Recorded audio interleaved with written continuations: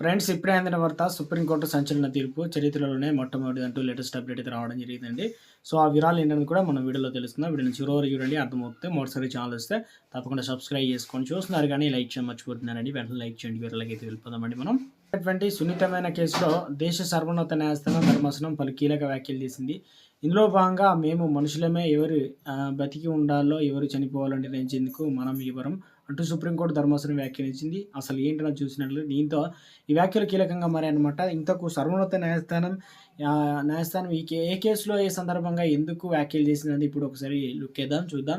అవును, ఢిల్లీకి చెందిన 32 ఏళ్ల హరీష్ రాణా 2013 నుంచి ఆగస్టు 20న చండీగఢ్ యూనివర్సిటీలో ఇంజనీరింగ్ చదువుతున్న సమయంలో ప్రమాదానికి గురయ్యాడనమాట. ఇందులో భాగంగా 4వ అంతస్తు బాల్కనీ నుంచి కింద పడిపోవడంతో అతడి తలకు కింద తీవ్ర గాయమైందనమాట. ఈ ఈ క్రమంలో శరీరం చలనం లేని స్థితిలో చేరుకోవడంతో ప్రముఖ ఆసుపత్రిలో చికిత్స అందించిన పరిస్థితి ఎలాంటి పురోగతి కనిపించలేదు.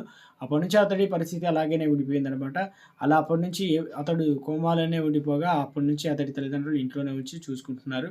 ఈ క్రమంలో తమ కుమారుడికి చికిత్స కోసం తాము ఆర్థికంగా, మానసికంగా చితికిపోయామని, అతని కారుణ్య మరణానికి అనుమతించాలని చెప్పేసి 2024 ఢిల్లీలో హైకోర్టును ఆశ్రయించారు. అయితే వారి పిటిషన్ను హైకోర్టు తిరస్కరించింది. ఆ తర్వాత సుప్రీంకోర్టు ఆశ్రయించిన వారికి నిరాశ అయితే ఎదురైందనమాట. ఎందుకంటే హరీష్ రావు ఇక కోలుకోలేని అవకాశం ఏమాత్రం కూడా లేదని వైద్యులైతే మరోసారి నివేదికలు ఇవ్వడంతో అతడి కుటుంబం మళ్ళీ సుప్రీంకోర్టును ఆశ్రయించింది.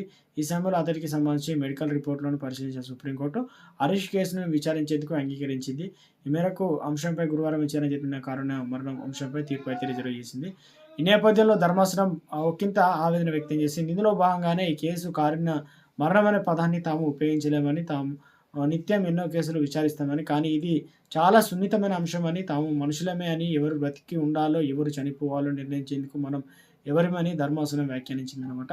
సో ఇక ఇందుకు సంబంధించి అంటే మరో కేసులో సుప్రీంకోర్టు ఆసక్తికర వ్యాఖ్యలు చేసింది. ఇందులో భాగంగా పెద్దలు కుదిర్చిన పెళ్లిలోనే ప్రేమ పెరుగుతుందని వ్యాఖ్యానించింది. ఓ మ్యాట్రిమోనీ కేసు విచారణ సందర్భంగా సుప్రీంకోర్టు న్యాయమూర్తి జస్టిస్ బివి నాగరత్నం స్పందిస్తూ, ప్రేమించి పెళ్లి చేసుకున్న వారిలో వివాహం తర్వాత దంపతుల మధ్య ప్రేమ ఉండడం లేదు. పెద్దలు కుదిరించినటువంటి పెళ్లిలో వివాహం తర్వాత ఆ జంటల మధ్య ప్రేమ పెరుగుతుందని అన్నారన్నమాట.